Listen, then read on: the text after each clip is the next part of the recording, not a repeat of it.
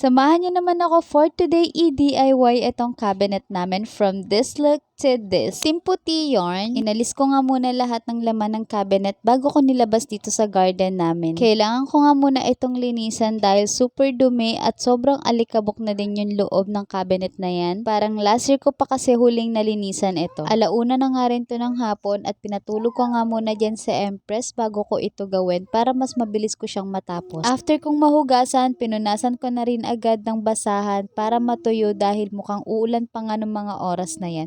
Makulimlim din kasi. Nasabi ko nga sa previous vlog ko na papalitan nga namin yung ambience ng loob ng bahay namin. Para naman sa lubungin ng bagong taon ng maaliwalas at pasukan tayo ng swerte, diba? Pero syempre, kailangan mo din samahan ito ng sipag, tiyaga at pagdarasal sa mga bagay na gusto nating gawin. Spray paint nga yung gagamitin ko sa pag-DIY ng cabinet namin. Wallpaper nga lang dapat yung gagamitin ko dahil nga mas affordable yung price nun. Since nag-general cleaning nga ako sa loob ng bahay namin, nakita ko nga to sa toolbox ng husband ko. Naalala ko na ginamit niya pala to dun sa gate namin na kumakalawang na at hindi niya pala ito nagamit lahat. Mabuti na nga lang din hindi pa ako naka-order ng wallpaper at nakita ko nga tong spray paint. Parang mas bet ko na nga lang din na spray paint na lang din gamitin ko dun sa isa naming cabinet. Dalawang color kasi yan, green and red. Ang nagustuhan ko dito sa spray paint is unang-una syempre mabilis siyang i-apply. Pangalawa is mabilis lang din siyang matuyo. And pangatlo, mas tatagal yung pagiging aesthetic niya. Dito na nga lang din ako nag-spray sa kalsada kasi kung makikita nyo, hinahangin yung paint. Doon kasi kanina sa garden, hinahangin siya papasok doon sa loob ng bahay namin and hindi siya okay. First time ko lang din kasing gamitin tong spray paint and hindi ko alam kung tama yung ginagawa ko. Wala din kasi si husband nung araw na yan kasi may work. Feeling ko kasi ang dami nasasayang, so kung may mali ako sa ginagawa ko dito,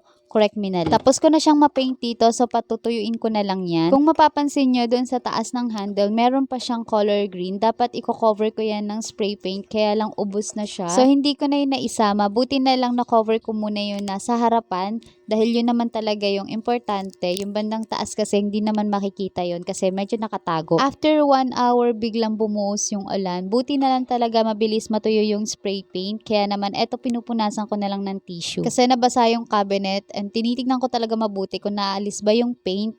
Buti na lang hindi at tuyo na talaga siya. Ito na yung cabinet namin pero parang kulang pa siya, so pagagandahin pa natin lalo. So meron pa pala ako ditong wallpaper na naitabi. Mga pinagupitan na lang to. Buti na lang hindi ko pa naitapon. Dito ko na nga lang nilagay sa may handle para mas magmukha siyang kahoy. Sobrang ganda nga ng kinalabasan nito, kaya kung may luma din kayong cabinet, i-DIY nyo na lang kaysa palitan at itapon. Ito na yung outcome ng cabinet namin. Ang ganda na tignan at hindi na masakit sa mata. Yun lang. Bye!